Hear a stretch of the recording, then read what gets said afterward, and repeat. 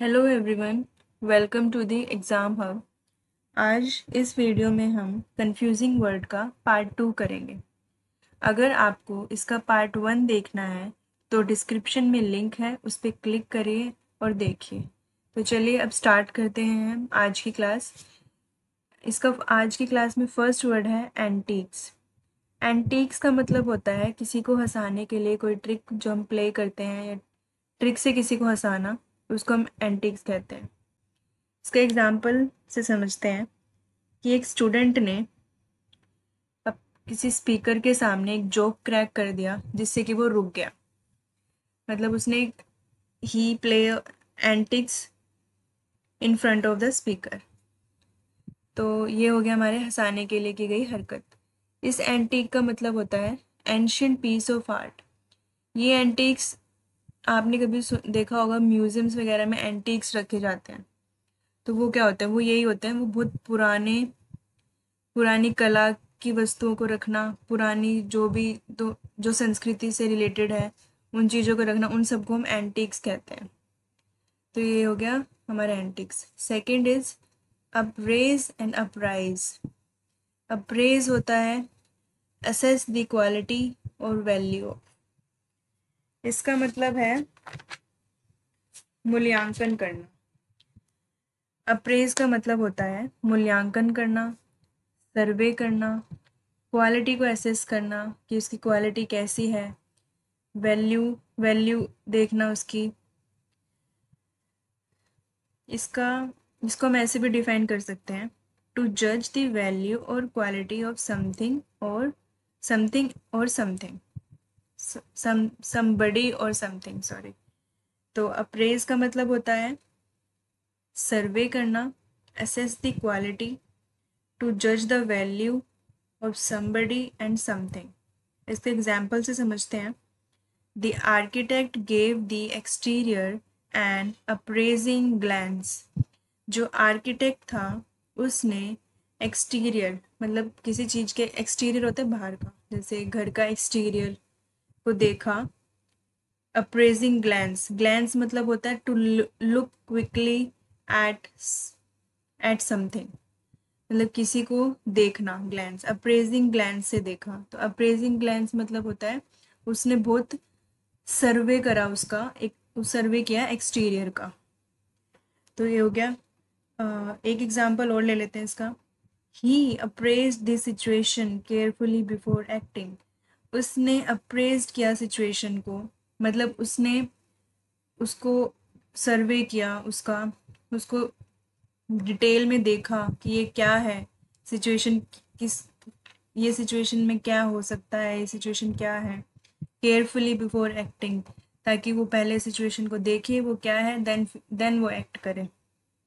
तो ये हमारा हो गया apprise, sorry apprise. Next is apprise. Apprise होता है किसी को इन्फॉर्म करना, किसी को कुछ बताना, सूचित करना, उसको हम बोलते हैं अप्राइज। इसका एग्जाम्पल है कि उस व्यक्ति ने ज़रूरी नहीं समझा कि वो इन्फॉर्म कर दे कमेटी को जो भी वहाँ पे हुआ। तो मतलब उसने उस चीज़ को छुपाया, उसने उसको ज़रूरी नहीं समझा कि वो अप्राइज कर दे टू द कमेटी। तो ये हमारा हो गया apprise. Next is allusion, illusion. Allusion होता है इनडायरेक्ट रेफरेंस देना, किसी के संदर्भ में कोई बात कहना, संकेत करना, इशारा करना। इसको हम मतलब किसी ऐसी चीज का रेफरेंस देना जिसको सब जानते हो, मतलब वो बहुत कॉमन है, उसके रेफरेंस में कोई बात कहना। इसका एग्जाम्पल है, you are carrying the weight of the world on your shoulder. इसका मतलब यह है कि तुमने पूरे वर्ल्ड का, पूरे संसार का बोझ अपने कंधों पे ले रखा है। तो इसमें ये जो रेफरेंस दे रहा है वो एक मिथ है कि एक एटलस है, एटलस ने अपने कंधों पे दुनिया का बोझ उठा रखा था। आप कभी उसकी इमेज देखना, तो उसी से ये लिया गया हुआ है कि तुमने दुनिया का बोझ उठा रखा है। तो ये एक अल्यूजन है कि उसने किसी को रेफर करके कोई बात कही। नेक्स्ट है इल्यूजन। इल्यूजन होता है भ्रम, एक फॉल्स आइडिया, मतलब जो सच नहीं होता है। Something that your eyes tell you is there और is true but in fact it is not. मतलब कुछ ऐसी चीज़ जो तुम्हारी आंखें कह रही है कि है और तुम्हें लग रहा है कि वो सच है लेकिन वो नहीं है। जैसे कि alcohol alcohol gives some people the illusion of being confident. Drink करने के बाद लोग सोचते हैं कि वो बहुत कॉन्फिडेंट है, बहुत स्ट्रॉन्ग है, लेकिन ऐसा रियल में नहीं होता। तो इसका एग्जाम्पल हो गया ये evolution. Next is beside and besides. Beside होता है तुम्हारे बिल्कुल बगल में कोई बैठा है, तो he is beside you, he set beside you, तो ये हो गया बिसाइड।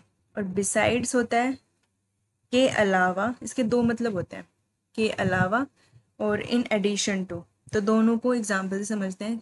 तो पहले हम समझते हैं के अलावा के लिए मतलब, I have never loved any one besides you. मैंने तुम्हारे सिवा, तुम्हारे अलावा किसी को प्यार नहीं किया।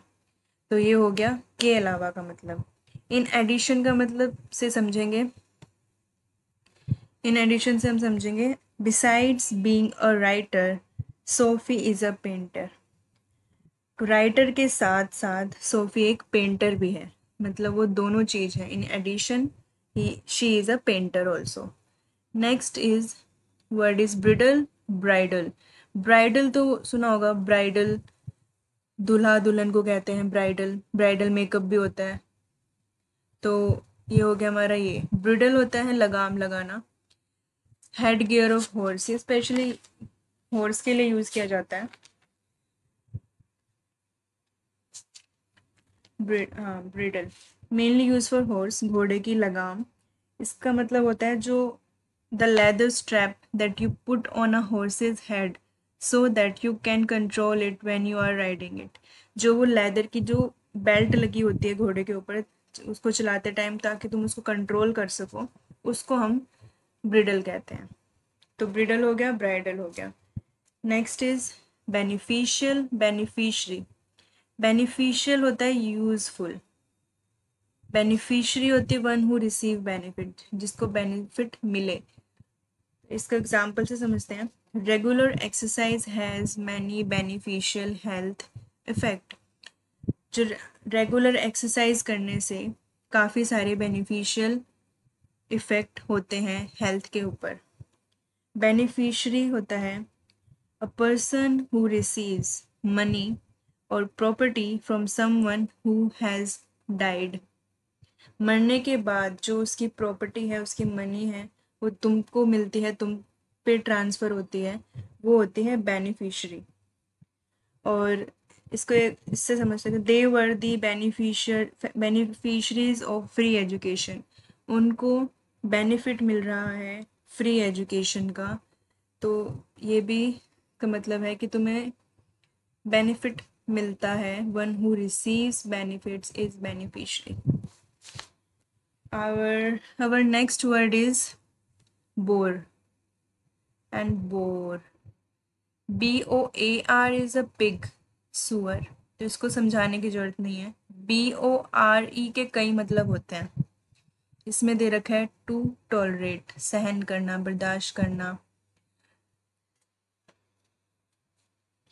सहन करना, बर्दाश्त करना, इसका मतलब बोरिंग भी होता है। और इसका बोर बोर करना आपने सुना होगा, ज़मीन में जब हम कुछ होल करते हैं, छेद करते हैं गहरा, तो उसको बोरिंग बोरिंग कहते हैं ना। तो वो वाला बोर भी यही होता है। तो इसके काफ़ी सारे मतलब हैं। बोरिंग को भी बोर कहते हैं, बोर खुदाई करने को भी बोर कहते हैं, टॉलरेट सहन करने को भी बोर कहते हैं, किसी चीज़ को प्रोड्यूस करने को भी बोर कहते हैं। बर्दाश्त करना, सहन करना। She bore her illness with the great fortitude. उसने अपनी इलनेस को बहुत सहन किया, बर्दाश्त किया धैर्य से। तो ये हमारा हो गया BORE, board. Next word is boat and brought. Boat होता है खरीदना, ब्रोट होता है लाना। तो ब्रोट जो है वो पास्ट फॉर्म है बाई की, बाई बोट बोट होता है। ब्रोट जो है वो सेकंड और थर्ड फॉर्म है ब्रिंग की, ब्रिंग ब्रॉट ब्रॉट होता है। तो ये हो गया ऐसे। तो इसका हम एग्जाम्पल से समझते हैं। बोट मतलब I bought an apple from market, मैंने मार्केट से एप्पल खरीदे। I bought, BOUGHT, bought an apple from the market, मतलब उसने मार्केट से एप्पल को खरीदा। ब्रोट के लिए हो जाएगा I brought an apple in my bag, मैं बैग में एप्पल लेके आया हूँ। वो बैग में एप्पल लेके आया, खरीद के नहीं आया। तो दैट इज ब्रोट, लाना इज ब्रोट, खरीदना is boat. Next word is catch and hold. Catch का मतलब होता है किसी मूविंग ऑब्जेक्ट को पकड़ लेना। Grasp a thing that is moving in the air, गतिशील को पकड़ना। To take hold of something when it is moving, किसी चीज को पकड़ लेना when it is in motion, तो उसको हम बोलेंगे कैच। इसका एग्जाम्पल हो सकता है आई कैच द बॉल। जब कोई क्रिकेटर बैट से बॉल को मारता है तो वो हवा में जाती है, जब उसको हम कैच करते हैं उसको हम कैच बोलते हैं ना। तो ऐसी चीज को पकड़ना जो मोशन में है, एयर में है, तो उसको हम बोलेंगे कैच। होल्ड होता है थामना। To take hold of something when it is static, keep the thing in your hand for a certain uncertain period of time, तो इसको हम बोलेंगे होल्ड। इसका एग्जाम्पल है he is holding a sword, उसने तलवार को पकड़ रखा है। और होल्ड के आगे ऑन लगा देंगे, होल्ड ऑन का मतलब हो जाता है वेट करना। Hold on for the outcome, wait करो रिजल्ट के लिए। तो ये हमारा हो गया hold. Next word is childish, child like. Childish में इश जो वर्ड है वो अनफेवरेबल होता है। मतलब अनफेवरेबल मतलब वो तुम्हारे पक्ष में नहीं है, गलत है। और चाइल्ड लाइक होता है गुड, लाइक, इसमें जो लाइक है वो होता है गुड, प्लीजिंग, प्लेजेंट। तो ये हो गया। चाइल्डिश होता है बेवकूफ, फुलिश, सिली, इमेच्योर, अनफेवरेबल क्वालिटीज होती हैं इसकी। और चाइल्ड लाइक होता है जिस पे तुम ट्रस्ट कर सकते हो, वो इनोसेंट होता है, उसकी क्वालिटीज जो है वो फेवरेबल हैं। और इसको हम चाइल्ड लाइक किसको कहते हैं? You describe someone child like when they seem like a child, या तो वो बच्चे की तरह दिख रहा है इन देयर करेक्टर और अपीयरेंस, उसका करेक्टर बच्चों की तरह है और उसको वो दिखता भी बच्चों की तरह है, तो उसको हम बोलेंगे child like. Next word is continual, continuous. Continual होता है हैपनिंग रिपीटेडली, जो लगातार हो रहा है। और कॉन्टिन्यूस होता है जो कभी रुकता ही नहीं है, विदाउट ब्रेक लगातार हो रहा है। तो continual, happening repeatedly. I read French every day, continually. To every day का मतलब continually, to improve my language skills there can be a, इसमें ब्रेक हो सकता है लेकिन वो लर्न कर रहा है regularly. There is a break but वो लर्न कर रहा है रेगुलरली। कॉन्टिन्यूस है लगातार, इसमें कोई ब्रेक नहीं होता।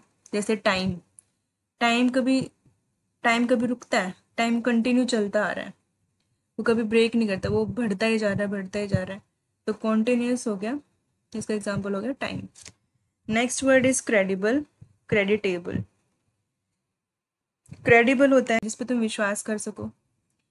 क्रेडिटेबल होता है प्रेज वर्दी, ऑनरेबल, जिसकी तुम सम्मान कर सको जिसका, उसको हम बोलेंगे। क्रेडिबल का एग्जाम्पल है I believe that article is correct, it is from a credible newspaper. मेरे को यकीन है कि जो आर्टिकल है वो क्रेडिबल है, बिलीविएबल है, उस पर यकीन कर सकते हैं क्योंकि वो एक क्रेडिबल न्यूज़पेपर से लिया गया है, बिलीविएबल न्यूज़पेपर से लिया गया है। नेक्स्ट क्रेडिटेबल, क्रेडिटेबल का एग्जाम्पल है it was a creditable 3 goal defeat, उसने 3 गोल से उसको हरा दिया, तो वो ऑनरेबल है, सम्माननीय है। Next word is censure, sensor. Censure होता है टू क्रिटिसाइज, निंदा करना, डिसअप्रूव करना, मना कर देना। क्रिटिसाइज करना somebody for something they have done wrong, किसी ने अगर कुछ गलत किया है तो हम उसको क्रिटिसाइज कर देते हैं, मतलब उसको निंदा कर देता है कि ये तुमने सही नहीं किया। और सेंसर होता है, तुमने सुना होगा कभी, सेंसर बोर्ड। सेंसर बोर्ड होता है एक, जो मूवीज़ में कुछ गलत सीन होते हैं जो सोसाइटी के लिए अच्छे नहीं होते, वो उनको हटा देते हैं। तो ये होता है censor. Repress refers to suppression of something because it is hateful और obscene or threat to security, to see if their content have anything that cause offensiveness। Sensor वो इसीलिए सेंसर इसीलिए किया जाता, सेंसर का मतलब ये इसीलिए यूज़ किया जाता है ताकि जो भी हेटफुल या फिर ऐसी चीज़ें दिखाई जा रही हैं या लिखी जा रही हैं जो कि बैड इम्पैक्ट ला सकती हैं सोसाइटी पे, नेगेटिविटी क्रिएट कर सकती हैं, तो उसको बोलते हैं सेंसर। और next word is canon. Canon और canon, canon with single N it is cannon double N से। इस कैनन का मतलब होता है रूल, और इसका मतलब रूल भी होता है, और एक मतलब और होता है इसका क्रिश्चियन प्रिस्ट। जो क्रिश्चियन के प्रिस्ट होते हैं, पादरी जिसको बोलते हैं, पादरी उसको बोलते हैं कैनन। और एक इसका मतलब एक सेट ऑफ रूल्स भी होता है। तो ये हो गया कैनन। डबल एन वाला होता है तोप। A powerful gun fix two wheels, एक पावरफुल गन लगी होती है व्हील्स के ऊपर, व्हील्स मतलब पहियों के ऊपर, आपने देखी भी होगी तोप। Next is canvas. Canvas, canvas single S वाला कैनवस होता है मोटा कपड़ा, जो कि यूज़ किया जाता है टेंट बनाने के लिए, या फिर जिस पे आप पेंटिंग करते हो कैनवस बोर्ड आता है उसको बनाने के लिए, वो उसको बोलते हैं कैनवस। कैनवस एक ऐसा मोटा कपड़ा है जो कि टेंट बनाने के लिए यूज़ किया जाता है, और कैनवस उस कैनवस को भी कहते हैं जिस पे आप पेंटिंग करते हो। डबल एस वाला कैनवस होता है घर घर घूमना पॉलिटिकल सपोर्ट के लिए, इसको हम बोलते हैं कैनवस। और इसका मतलब ये भी होता है टू कलेक्ट ओपिनियन, जा जाके लोगों के पास जाके उनके ओपिनियन को लेना, ये भी कैनवस डबल एस वाला कैनवस होता है। Next word is cemetery and symmetry. Cemetery with C, symmetry with S. Cemetery with C को बोलते हैं अ बरियल प्लेस, जहाँ पे किसी को दफनाया जाता है, कब्रगाह। कब्रगाह को सिमिट्री कहते हैं। बरियल ग्राउंड, जहाँ पे जिस जमीन पे दफनाया जाता है उसको बरियल ग्राउंड, ग्रेव यार्ड, ये होते हैं सिमिट्री। ये सिमिट्री होता है एक सा, harmony. A balanced and proportional similarity that is found in two halves of an object। दो हिस्से में अगर कोई ऑब्जेक्ट है और वो सेम एक जैसे दिख रहे हैं तो हम बोलेंगे कि ये सिमेट्रिकल ऑब्जेक्ट है। जैसे कई मोस्टली पेड़ की जो पत्तियां होती हैं वो सिमेट्री शो करती हैं, वो एक जैसी लगती हैं। तो ये हो गया इसका example, the leaves of most trees are symmetrical in shape. Next word is casual. ये भी कैजुअल ये है हमारा कोजल, ये है कैजुअल। कोजल कैजुअल, कैजुअल होता है जो कि फॉर्मल नहीं होता और कुछ ज़्यादा इंटरेस्ट नहीं दिखाता, सीरियस नहीं होता किसी चीज़ को लेके, बहुत हल्के में लेता है। लापरवाही लापरवाही से किया गया कुछ भी काम को हम कैजुअल कहेंगे। She had a casual attitude towards life, वो अपनी लाइफ को लेके कैजुअल एटीट्यूड है कि ठीक है जैसे चल रहा है वैसे चलने दो, मतलब कुछ सीरियस नहीं है, कुछ कर नहीं रहा है अपनी लाइफ में, तो उसका कैजुअल एटीट्यूड है। फिर है कोजल का मतलब है रिलेटिंग टू कोज, करने कारण बताने वाला, किसी कारण की वजह से कोई काम होता है। Indeed the two have a causal relationship, मतलब उन दोनों का किसी कारण से रिश्ता है। तो ये हमारा हो गया कोजल। Next is climactic. इसका एक वर्ड नहीं लिखा गया है, क्लाइमैटिक, वो मैं आपको ओरली बता देती हूँ। क्लाइमैक्टिक होता है relating to climax. Relating to climax मतलब relating to the most important and exciting point in the story or situation specially when it happens near the end. Movie के एंड में जो कि बहुत इम्पोर्टेंट पार्ट होता है मूवी का, कि अगर तुम वो नहीं देखोगे तो पूरी मूवी देखना वेस्ट है, तो उसको हम बोलते हैं क्लाइमैक्टिक। इसका एग्जाम्पल है the climactic battle featured fight and unexpected twist and moving moment of sacrifice. जो वो क्लाइमैक्टिक बैटल थी उसमें एंड में ये दिखाया गया कि बहुत सारी फाइट्स थी, अनएक्सपेक्टेड ट्विस्ट थे और कितना कितना सेक्रीफाइस हुआ, ये होगा क्लाइमैक्टिक। इसका ही एक और वर्ड है क्लाइमेटिक। क्लाइमेटिक होता है relating to general weather condition. जो भी हमारा वेदर है उसको हम क्लाइमेट, जो भी चेंज हमारे वेदर क्लाइमेटिक उसमें आ रहे हैं तो उसको क्लाइमेट, वेदर को हम क्लाइमेट कहते हैं। तो ये हमारा हो गया क्लाइमेटिक। तो बस आज के लिए इतना ही। आई होप आपको सब समझ आया हो और अच्छा लगा हो। अगर आपको अच्छा लगा है तो प्लीज़ लाइक करिए, subscribe and share. Thank you.